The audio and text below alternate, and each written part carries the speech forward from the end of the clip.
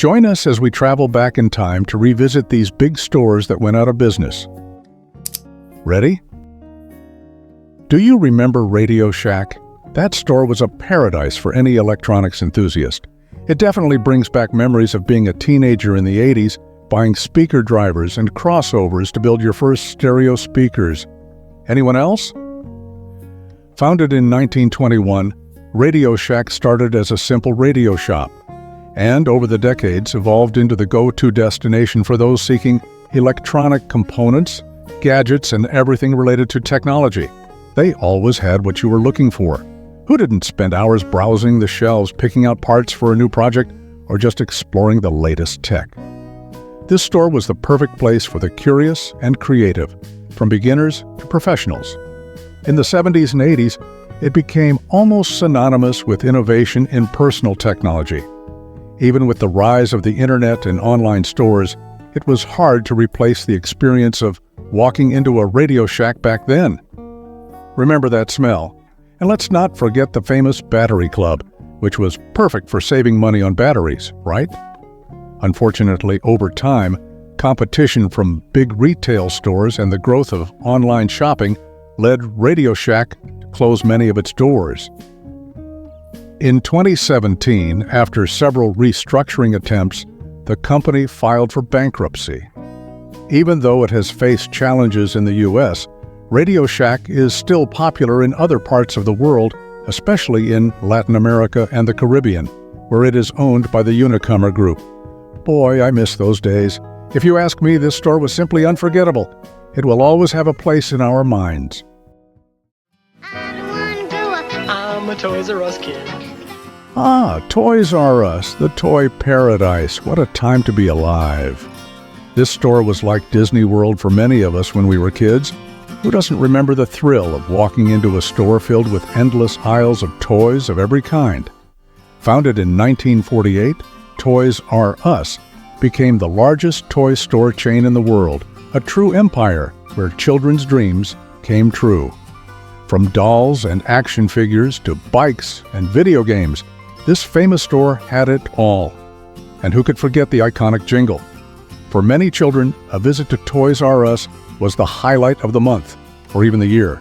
The bright displays, the towering shelves of toys, and of course, the chance to see in person the toys they had seen in TV commercials made the visit almost magical. It was the place where Barbie had her own pink aisle and superheroes had theirs. Hey, does anyone remember having to get the yellow card in front of the Nintendo game you wanted and take it to the register to get the actual game? Those were truly magical times as a kid. Well, we all know how the story goes. Over time, Toys R Us began to face financial difficulties. Competition from large retailers and the growth of online shopping were key factors in its decline. In 2017, the company filed for bankruptcy, and in 2018, it closed its last stores in the United States, leaving millions of nostalgic children and adults saddened by the end of an era. The loss of this store was a hard blow for all of us who grew up with it. But fortunately, memories never fade. Do you have any special memories of your visits to Toys R Us? Share them with us in the comments.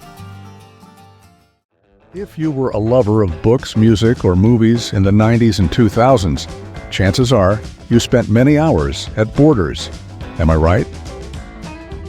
Founded in 1971 by brothers Tom and Louis Borders, this bookstore chain became a cultural icon, offering much more than just books. It was a place where you could spend the afternoon browsing bestsellers, discovering new authors, or simply relaxing with a cup of coffee in the store's cafe.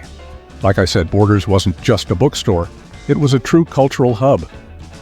In addition to a vast selection of books, the store also offered an extensive collection of CDs, DVDs, and even vinyl records, becoming a meeting place for music and film lovers. The atmosphere was welcoming, with comfortable armchairs scattered throughout the store, inviting customers to sit down and enjoy a good read or a pleasant conversation. As online bookstores like Amazon began to dominate the market, Borders struggled to compete. It's really sad to think about how a bookstore is now a thing of nostalgia. Rapid expansion combined with poor financial decisions and the shift in consumer habits toward digital formats led the company into crisis. In 2011, Borders closed its doors for good. It's such a shame that physical bookstores have had to go out of business, definitely marking the end of an era for all who love the experience of buying books in person. The smell of new books and the sound of soft music in the background are memories that still bring a smile to the faces of many. Don't you miss it? Woolworth's is by far one of the most missed stores. It was one of the first large-scale department stores in the United States, and for many, it represents the origin of the five and dime store concept. Founded in 1879 by Frank Winfield Woolworth, this beloved store quickly spread across the country, offering a bit of everything, from household items to toys and clothing, all at affordable prices. Oh, the smell of popcorn. Woolworth's was famous and loved for its lunch counters too, where you could stop for a soda or a meal while shopping. The aroma of food inside those stores was absolutely heavenly. For decades, Woolworth's was the store where families did their everyday shopping and children would rush to see the latest toys. The store's atmosphere was welcoming, and many people still hold vivid memories of the holiday displays that drew in adults and children alike like a magnet. The company struggled to adapt to market changes, and in 1997, it decided to close its last stores in the United States, ending more than a century of tradition. In the 90s and early 2000s, before the era of streaming services, the experience of renting movies for the weekend was a ritual that many families and friends eagerly anticipated. One of the favorite destinations for this activity was Hollywood Video. Founded in 1988, Hollywood Video quickly became one of the largest video rental chains in the United States, rivaling the equally iconic Blockbuster. The store's atmosphere was unmistakable, aisles filled with shelves packed with the latest VHS tapes and later DVDs. For movie lovers, visiting Hollywood Video was an adventure, a moment of discovery. Each visit was a chance to find that classic film you'd always wanted to watch, or perhaps a new release that promised to be the highlight of the night. The store layout, with sections dedicated to different genres like action, comedy, and horror, made choosing a movie a fun part of the process. The special area for the latest releases was my favorite spot. There was also something almost magical about picking up the movie case, reading the synopsis, and heading home with the anticipation of a night of entertainment. Unfortunately, with the advent of the internet and the rise of streaming services, the demand for video rentals began to decline. In 2010, Hollywood Video went bankrupt and shortly after closed its doors for good. Kids today will never get to experience walking around a video rental store on a Friday afternoon.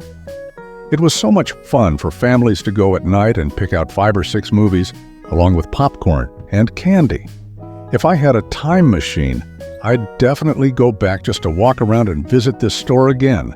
What about you? And let the battle begin. Are you on Team Blockbuster or Team Hollywood Video? And if you enjoy content like this, don't forget to subscribe to the channel.